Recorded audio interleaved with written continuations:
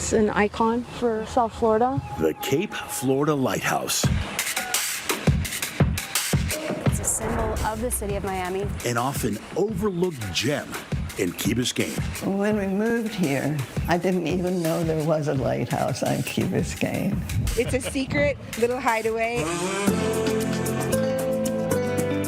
The lighthouse is the oldest building in the city of Miami. It's the symbol of Key Biscayne. It's the anchor. Teaching us 200 years of history. People have been using this area for a long time, even before the lighthouse was constructed. This was a very direct route to freedom. And showing off an incredible perspective. It's a 360 view of awesomeness. From 95 feet in the air. Once you get up there, the views are spectacular. To have that in your backyard is just a true treasure. Join us now as we celebrate the Cape Florida Lighthouse at 200.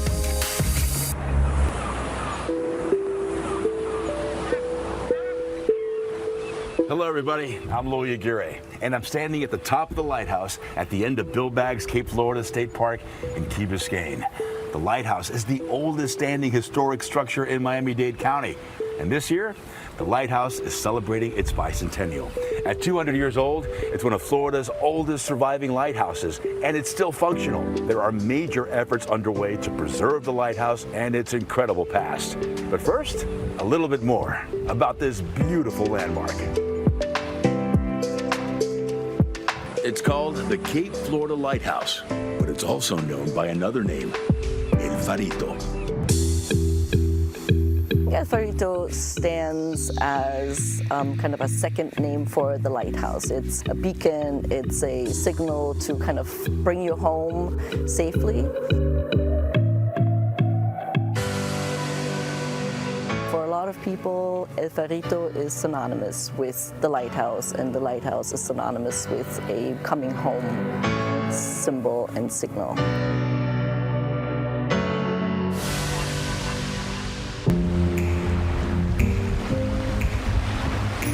Christina Bracken is the president of the Friends of Cape Florida. The group is celebrating its 25th anniversary, raising money and visibility for the lighthouse. My wish for the lighthouse is to inspire people to really care about where they're from, their history, get engaged in how they can enrich the places that we preserve for them. I have a secret. I've never been up to the top of the lighthouse. Never. Well, we can remedy that. Can you? Yes. I'd like to go up. Sure. You take me on a tour? I will take you on a tour. Let's go. Let's do it.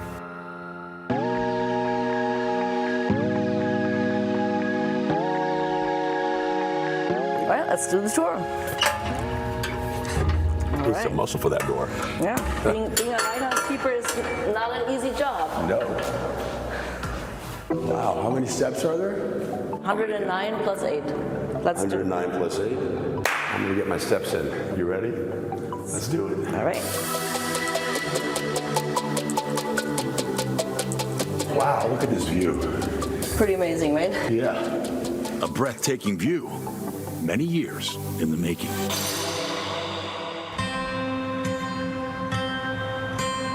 The Cape Florida Lighthouse was first built in 1825. It has survived erosion, hurricanes, and attack by the Seminoles, and that's not all.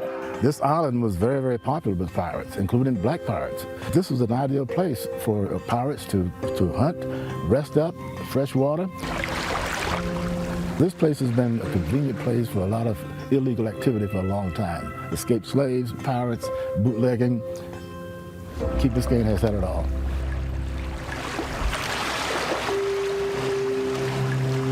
Before the lighthouse was built, shipwrecks were common in the area. And lots of people took advantage of that. Everyone looted. I even know that there were wreckers, right? There were white settlers who used to, on purpose, turn those lighthouses off and then take everything that ended up coming off those ships.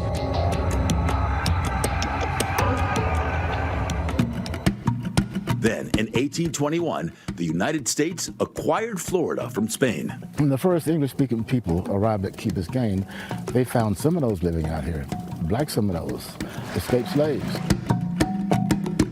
The Seminoles lived here, you know, in harmony with the land, and a lot of different indigenous peoples lived here through thousands of years. And as white settlers arrived, they were pushed deeper and deeper, right, into the Everglades and into other spaces. The U.S. military forced the Seminoles to relocate west of the Mississippi on the Trail of Tears. The U.S. also constructed the lighthouse, building it 65 feet tall.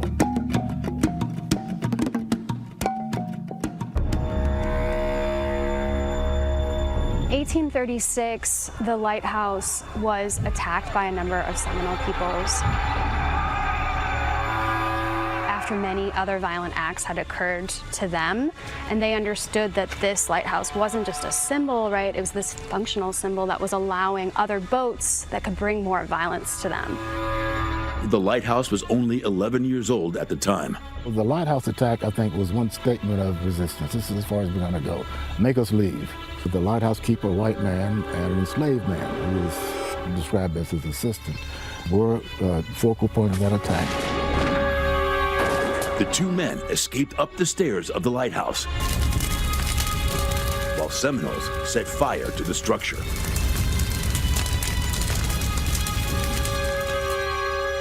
The enslaved man was killed, and he's buried here on Key Biscayne near the lighthouse.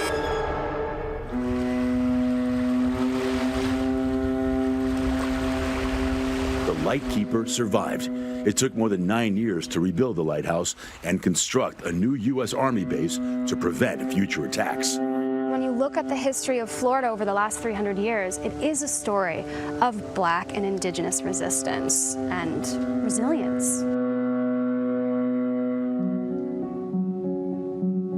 The area where the lighthouse now stands was also known as being part of the Saltwater Underground Railroad. The people who used the Saltwater Railroad were basically men who left their families to find freedom. Instead of heading north, using the Underground Railroad to find freedom in Canada, enslaved people from Georgia and South Carolina walked south to Florida. This was a major jump-off point to get to freedom in the Bahamas, Key Biscayne, and it was well used over the decades. The enslaved men set sail for the British Bahamas, where they could live their lives freely. We will never know how many people found freedom through the Saltwater Railroad. People didn't check out when they left, they just left. Many of the folks who left from here went straight to Red Bays, and many of those folks were Black Seminoles. And that community still exists today.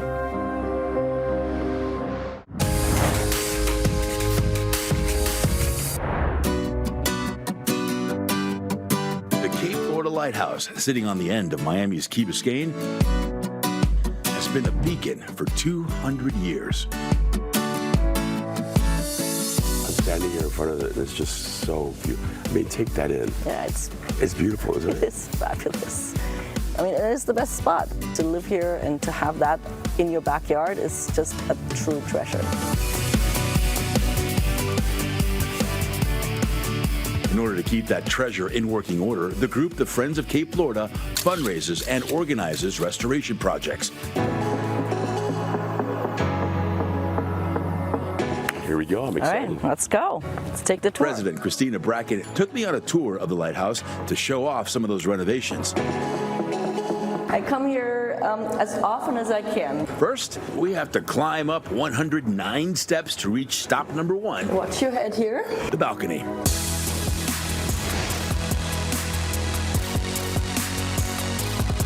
Oh, wow. Look at this. This is where the magic happens. That's a great word. It's magical. Look at this view. You can see forever. This is the view that the lighthouse keepers had in 1825 when they first lit the tower on December 17th. And then 8 more steps to the lantern room. My goodness, look at this view. Wow. It's a 360. It's a 360 view of awesomeness. Yes. This is awesome. That word gets used a lot, but this is awesome. Wow. So I think there's very few lighthouses, definitely in Florida, but probably in the world, where you can actually go into the lantern room and have this kind of 360 view and have it this accessible. This is spectacular. The lighthouse is a functional navigational aid, blinking every 6 seconds from dusk to dawn, which is why replacing the windows here was so important. When the tower was renovated in 1996, they used plexiglass for the 96 panels up in the cupola. And over the last 30 years, the sun and weather and exposure to salt and wind dulled those panels, so you could not actually see out of the cupola anymore. It took 2.5 months to replace all 96 panels with real glass and to make sure everything was historically accurate. What was the challenge? I would imagine carrying those panes of glass up these stairs was not an easy job. Believe me, those guys are fit guys. That wasn't the only challenge, though. Each of these panes of glass, they're different sizes. Correct. Very well observed. So each of these panes is actually slightly different from the next one. So fitting them was quite a challenge. So when we started taking 3 panes out, 1 from each level, and measuring them and having them reproduced by the glass company, and then take these 3 and find out how many of them will actually fit and how many have to be custom made to a specific size. On some of them, they were able to file down some of the frames to fit if it was just a few millimeters. Quite a few of them had to be reordered in order to fit properly. These spectacular views help draw almost 1 million visitors each year to Bill Baggs Cape Florida State Park. It was narrow and tall, but it was super fun. It was kind of cool. It felt like walking up history a little bit. It's a really cool lighthouse. I remember as a kid, it was kind of just falling apart, and they've really done a good job to keep it going. Exciting that it's turning 200, and it's definitely a South Florida icon. It was a great cardiac workout for the grandma of the bunch. I like to think of them all as lighthouse ambassadors, and I like to think that whether it's Key Biscayneers or people from Miami-Dade or from Florida or from the US or all over the world, that they all go back out and talk about the lighthouse and spread the news about how amazing it is and what great memories they made and the beautiful views that they had from the top of it.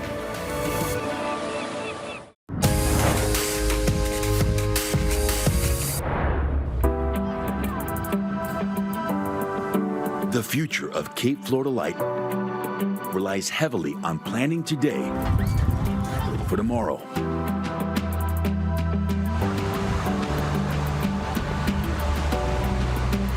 I am legit breathtaken by this. The view from the balcony of the lighthouse is incredible.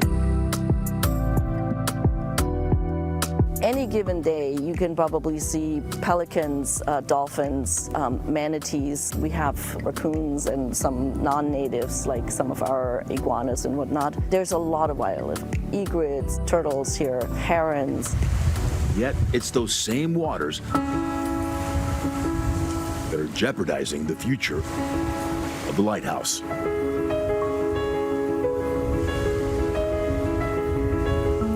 It's so shocking to me to see how close this site actually is to the water. Sarah Ayers-Rigsby works for the Florida Public Archaeology Network. Our mission is to promote and facilitate stewardship and public appreciation of Florida's archaeological heritage. She says climate change, rising sea levels, and coastal erosion are already impacting the lighthouse. Not just from our major weather events, but we also see even just sunny day flooding and king tides. The big concern with saltwater is at the base of the lighthouse, the staircase, some of the foundation, the paint on the exterior of the lighthouse. Sea level rise is happening. We're watching it. Meryl Shriver-Rice is the director of the Coastal Heritage At-Risk Task Force. We've really seen the shoreline disappear here, and the lighthouse used to be further from the water, and now the water's right up against the lighthouse. She's also worried about the lighthouse and its history. The lighthouse is a symbol of the city of Miami. It's the oldest building here, but the lighthouse also is a part of many other histories that are important to tell. Bill Baggs Cape Florida State Park is home to more than a dozen archaeological sites, and I got a chance to see some artifacts. We find this refuse in middens. History that could disappear forever if the water takes over.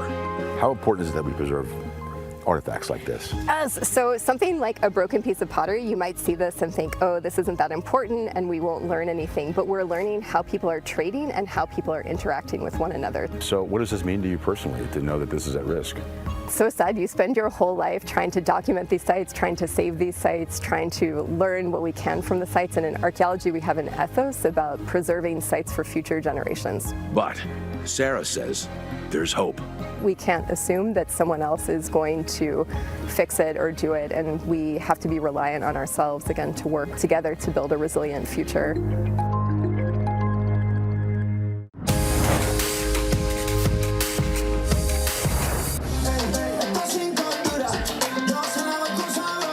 The nonprofit Friends of Cape Florida has been leading the efforts to celebrate the 200th anniversary of the Cape Florida Lighthouse. And it continues to discover new ways to enjoy the park and the lighthouse. We do after-hour tours. You enjoy a sunset tour from the lighthouse. We do stargazing. We have music in the park events. There's a lot of ways to experience the park. Our fundraisers are aimed to support the programming that we do in the park. School tours, for example, education, the awareness raising campaigns, and the activities that we offer here are supported by our fundraising. But the big lighthouse fundraiser is the full moon party. Once a year, ticket holders get to eat, drink, and dance all around the lighthouse, up close and under the light of the moon. The nostalgia of being even close to the lighthouse, on a beach, at a party, is nothing that you'll see in Miami. It's a secret little hideaway, and I couldn't be more happy to be here. This is a lovely party, and we're having a great time. It's a beautiful event, very special, very unique, under the full moon, under the stars, everyone dancing. All these experiences generate more money for the lighthouse. It would not be possible without you. The moon is out and the stars are out. What is that like? It's pretty magical, right? You are up on the lighthouse. Look at Miami. You're much closer to the stars. You're much closer to the moon. You can kind of grab it. The water is glistening. It's just magical. I mean, there's very few places where you can actually do that. Let's face it, right? It's just super special. You can't say it in any other way. It's super special. Is there an energy here? Are we on hallowed ground, do you believe? I think we're definitely on hallowed ground. The bicentennial celebrations will continue throughout the year here at the Lighthouse. We hope we've been able to shine a light on the past, present, and future of this historic landmark. At the base of the lighthouse in Bill Baggs Cape Florida State Park at the tip of Key Biscayne, I'm Louis Aguirre. Thank you for joining us.